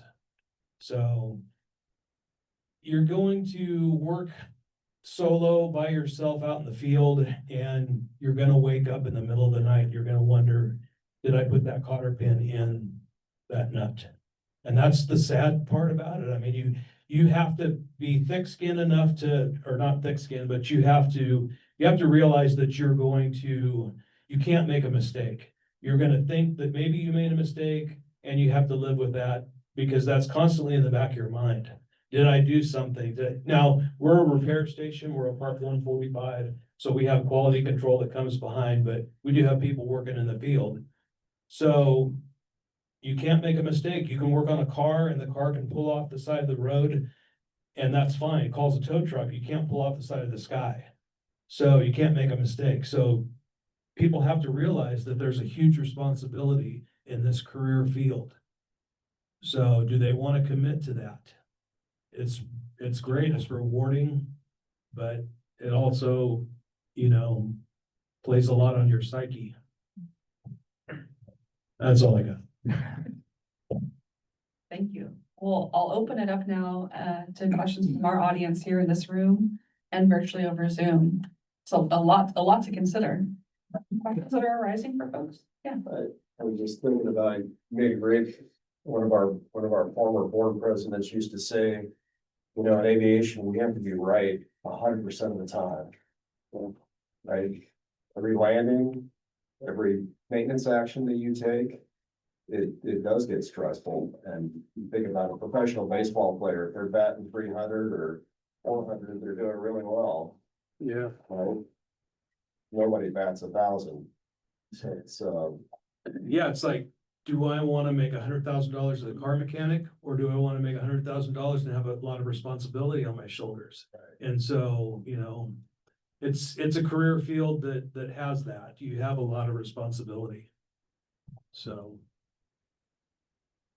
the thing I'd like to point out is the museum is a resource for all of you. Okay? And when I said it's a nexus point, I really believe that in the community. It's a nexus point. We host over 100 events a year, and we're focused on STEM education for young kids.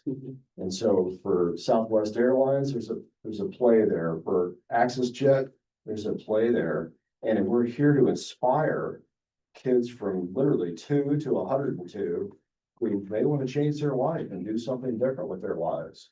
Or they're just brand new high school students or whatever. But I'll give you my card when we're finished. Please engage with the museum. Got a lot of places for you to meet. We have 55,000 students a year that come to the museum, and they're the future employees because they are interested in aviation. The extra cute part that Tom didn't mention was he told us recently how he put on his pilot uniform for the Snoopy exhibit, Snoopy flying a plane exhibit. Anyways. Hey, I was at the museum for the City College 75th anniversary, and the Tuskegee Airmen were there. It was great. Yeah. Yeah. Yeah, Paul. I have a question for Amber. So I was really surprised at this conference because, no one really knows what an air dispatcher does. Air traffic That control, is true. they think it's kind of the same thing, right? So I had to learn as a dean over these programs and air dispatch, how I didn't realize it's only 200 hours of training before you could take and get your license. We do 400 hours to make sure that our students are going to pass that. And we've been successfully doing that for the last 3 semesters, 100% success. But what's interesting is all the big airlines won't hire you with that license unless you have experience. Yes. So you are basically probably losing people constantly and gathering more and losing and gathering more. Is that what's going on? Because they're gonna get experience with you, and then if they want to move on, the other, because a lot of them talk about being on these airlines for years, after that, Yeah. the big airlines. And so we were listening to all the biggies, right? Southwest, United, Delta. But Yeah, are that's they- why kind of the gateway for a dispatcher is to go work for regionals, which, doesn't offer great pay and it's normally, you have to live in a place that's not too great either, but I mean.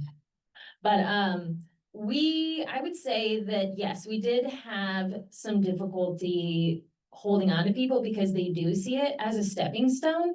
And we realize that there, especially if we're bringing in people who want to make a career out of aviation, that AccessJet is a good stepping stone. It's an entry-level position. They can come in and, grow their skills and learn more about the industry. And then sometimes they move on, and that's totally fine. We have worked really hard in the last few years to grow, or to develop some more opportunities for growth within the company itself, so that we don't just train people and then lose them. And so we have tried to make some more opportunities for people to actually want to stay and to be able to earn more and to have more potential and to see a future with AccessJet. So there's, a limit to that, obviously, because we don't have an unlimited number of manager positions or whatever, but we have definitely, I actually established some levels, so you can come in as a, bottom level flight coordinator. Then once you have a year or two of experience under you, you can move up to what we call a lead flight coordinator. And then there's senior flight coordinator. And then above that would be assistant manager. So there's definitely some opportunities for growth, which we tried to do to try to keep people in the company. And I'm curious the difference between your licensed dispatchers and your non-licensed ones. So- What's the percentage break there? Right now I have a team of, some of them are part-time, but I think I have a team of about 9 flight coordinators. And I would say, 1, 2, 3, 4, 5 of them either hold a dispatch license or a pilot's license. One of them actually applied and I hired from my visit that I did a couple years ago, and I spoke with the students at the dispatch program and I think also the flight tech program. And I had a couple, and I was hiring right after that. And so I had a couple apply and I did hire one out of that, and she still works for us. And that was almost 3 years ago now, so. You have an open invitation to visit anytime. Yeah, Talk I would to our love to, students, so. yeah. I have a question on the tail of that, but it's for Lori. Oh, So I teach the dispatch classes at Sacramento City College and one of the pathways is what Paul mentioned, and what your Amber was speaking about, which is you can get a job at a 135 operator or at a regional. mhm. So I'm interested in the pathway that you mentioned, which is a lot of majors hire from within. So Southwest Airlines, for instance, I know one of the faculty that co-teaches the dispatch courses with me in the summer was a ramp agent who became a Southwest pilot eventually. Mhm. Now, and I know you don't recruit for dispatchers, And but I'm currently looking to see if I see any to see what. yeah. Right, go ahead. And I'm just interested to know, if students were to hire on with Southwest in an entry level position or ground operations or what have you. How long are they in these initial positions typically with Southwest before they could apply for, or are these job postings, are they posted internally Yes. with Southwest? So, great question. And I get a lot of entry levels that are looking, I would get in, because they come in, a lot of them come in from other airlines. When I say not airlines, more contractors. Sacramento, we get a lot of GAT, and we get a lot of G2, San Diego, Unify, Menzies. So most of those are contractors so the folks that, when they come on, they're ready to, they've been a ramp agent for 3 or 4 years, they're ready to go to supervision. But you would need to be in that position for 6 months, past probation, if you are interested in applying for any job within ground operations. Now, if you want to go outside of ground operations, tech operations, it would be a separate. Or if you want to go into corporate or dispatch, you would need to be in that position for a year before you can apply. After a year, you could pretty much apply anywhere. Southwest is very big on trying to hire from within, so a lot of times the positions that are advertised people on the outside don't even see them. So, again, whatever, and be it ground ops or anywhere, you would have to be in that position for 6 months before you can apply for a job outside of that arena, outside of. Okay.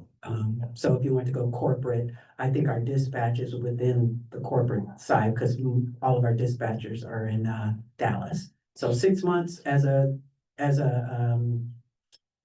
ramp agent, and you may come in with, a lot of different experience, and then after 6 months, you can apply for a supervisor, or after a year, you could apply for, if you have your dispatcher license, and you could apply, if it's not advertised externally.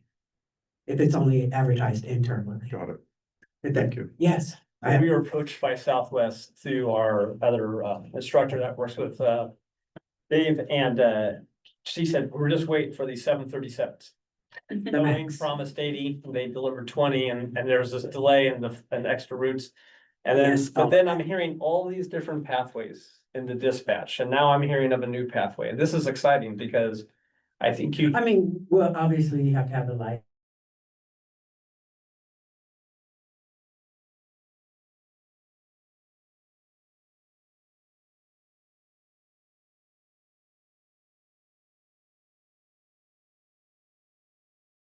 Operations, a lot of people don't even know that, sorry. Most airlines, the customer service agent does all that. Yeah. Southwest is a separate classification that does the weight and balance. They board the aircraft, same uniform, but they do the weight and balance. They do the flight crew, whatever the paperwork that goes along with that. I call them the quarterback, because they're making the call. Okay, based on the load, I need you to board load from the back to the front, front to the back. They are the shot callers. Those people that have the technical kind of that and really into that, those make the best. I love military folks that have that background. I like to hire them for that. I'm looking for folks that have technical. So people that maybe the whole dispatch, remind them, or maybe mention operations agent position also. we get young students, and every semester a cohort starts, and I get students come to my office and they're mad at Dave because Dave says you gotta pass with 70% or better or you're out of the program. And then we debate, leave them in the program, but they're not gonna get, they're just gonna sit in the class, but they would have to retake it, right? This is an opportunity because they're not serious enough, to your point. They're not willing to do the work. They're not gonna show up on time, and they wash out really quick, right? We're just following the rules. This is an opportunity for them that we can keep them, wait, stop, slow down. You're gonna have to get serious. You're gonna have to take this course again, but here's an opportunity. Go I start. want them to be serious too, though. Oh, absolutely. But I think it's a good wake-up call, but it gives them another opportunity to re-engage. Some never come back to the classroom. And I think students do that. They bounce from program to program. I'm talking very young students, Yeah. soft skills. Oh, my goodness. They're missing. So it's an opportunity for them to get a reality check.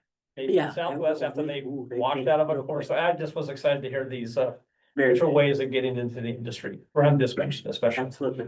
Thank you so much. Any other questions? There's somebody in the back. Yes, absolutely. Go ahead. Yeah, we can do a microphone. Thank you. They're just gonna start. Hi, my question is for Lori as well. So just on the ground ops side, so I'm actually a non-traditional background person trying to get into aviation. I have an extensive career in finance, and so I'm now working on a port management master's degree. And I want to work at Southwest, so I'm excited to see you here. I'm really happy with like the diversity and equity recruitment approach that Southwest has taken. And so for someone like me, would it make sense to apply to ground ops and kind of do my time, get a little dirty, and then try to apply to the corporate side? Or should I just try to streamline my application and try to connect with like a recruiter, even if I don't have specifically the aviation finance background? And sorry, it's very specific to me, so. Space. Well, to be honest with you, as it relates to ground operations, all those positions are union. So it's a very specific way that you have to apply. I can only first in, first out. I don't even look resume review to find, the best experience. If the goal is to, as you say, get in and work, or get your foot in the door, as a recruiter, don't tell me that. Cause I just need to get, cause you're not looking at the job that I'm applying for as a job that's really matters to you. I'm not saying that's your case, but if you're looking, hey, I want to work for Southwest, I know that there are other opportunities, but I want to learn at the ground level. I want to, be in customer service. You could probably, with your background, if you have a customer service background, operations, I wouldn't go for the route. I mean, that's that job is, I couldn't do it. I mean, but it's a great job for those that have that kind of background. But, starting at the customer service level or even at the operations level, those are entry level that could get you into that. Otherwise, you would have to keep an eye on the corporate careers. They're gonna definitely consider you because they could go through and resume review. But anything at the airport that's not leadership, it's first in, first out. But we could talk more about this afterwards. Yeah, that'd be great, yeah. I'm here. Yeah, I appreciate it. I live in Sacramento, so. Oh, awesome, yeah, I actually came in from the Bay Area, so I'm a Cal Maritime student, so I hope you guys build on. Well, pipeline for Cal Maritime. Oakland, San Jose are always hiring. Okay, cool. Thanks, Amy. Mhm. Or you're gonna be popular this afternoon. That's what happens. I want to let our panelists find their way back to their seats shortly, but before I do that, I want to say a sincere thank you for taking the time out of your day, away from your planes, computers, various technology, to make your way to Sac City College to be here with us. I heard Bud talk about some of the things that they recommended to Sac City many years ago that they then saw in implementation, and that's why events like this occur. This nexus between industry and learners and some of our training providers. So really appreciate you all taking the time to be a part of that, put your perspective into that, and be here with us in person. So thank you all so much. And as we wrap things up today, I'm gonna bring my colleague, Angela, up for the meeting.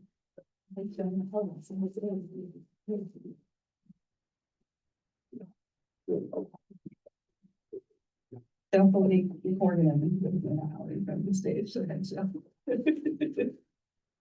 And I will pass it over to D'Angelo to talk a little bit about communicating with groups and handshake that was real.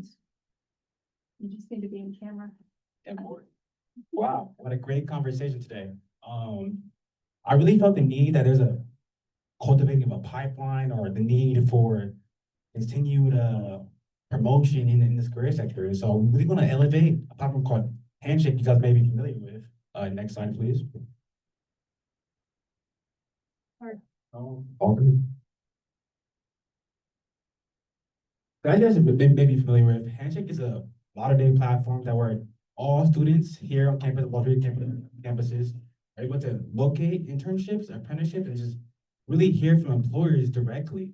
It's a better LinkedIn, and really you can engage with students directly right on the app itself. The biggest thing I want to say that is that it already has over 6,000 employers already using it. And if we're looking to cultivate a pipeline, really gather the talent that we have out there, we need to be using a source, and Handshake is a perfect place to use that at. Next slide. As I said, you're able to post jobs, internships, engage the students directly. Again, you can attend career fairs from employers and from a student standpoint. And the best thing is that you can really build your brand. You can really build the employers that we are trying to be for the students and really cultivate the talent that we have on campus. Next slide, please. Again, I just want to say over 6,000 employers are using this right now. That's huge. And that's in Sacramento region as itself. And this is across all Los Rios campuses. Simple steps of just getting involved. Go to joinhandshake.com and click employers and just see what they have to offer and see how we can get engaged today.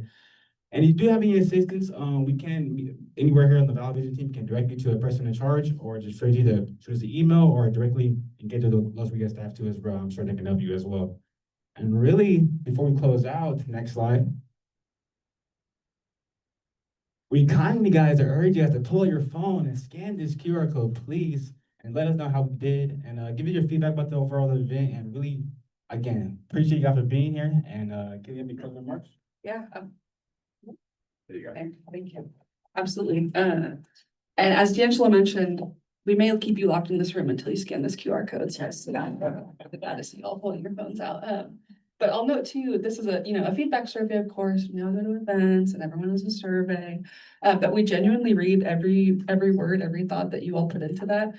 It's a little bit vintage from 2022, but you see this fun little poster we have over here, which includes some of the data out of a previous survey of folks who attended advisories in the past. And we take that into account when planning for the future. So I appreciate that from all of you and appreciate you taking the time to join us here today. I also want to say thank you to Paul and his team and Sean, Julie, who's also here today, and other members of our planning team, D'Angelo, who's done an amazing job at outreach and helping to put this event together, and our Valley Vision team. So I want to say thank you to you all for working collaboratively with us on this.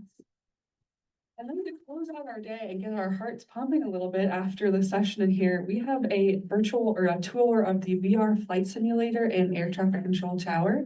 And one more. And one, which was one. And we have a new advanced trainer, flight trainer. So a couple that we can jump in and play around with like that. So some of our Sac City folks will lead us over there, but I highly encourage you all to check it out. When I first learned about it, I was like, all right, it's gonna be like a video game. What is this? But I genuinely had a ton of fun doing it. D'Angelo and I did crash our planes, but it was equally relaxing. Couldn't land. Dude, I couldn't land. He was confident he landed it. And Sean said accidentally we had hit her. So I encourage you all to follow Paul and some of his Sac City team. Our staff a couple members will be going with and some staying here, so feel free to come chat with us. But just appreciate you all taking the time to join us today. Have a good one.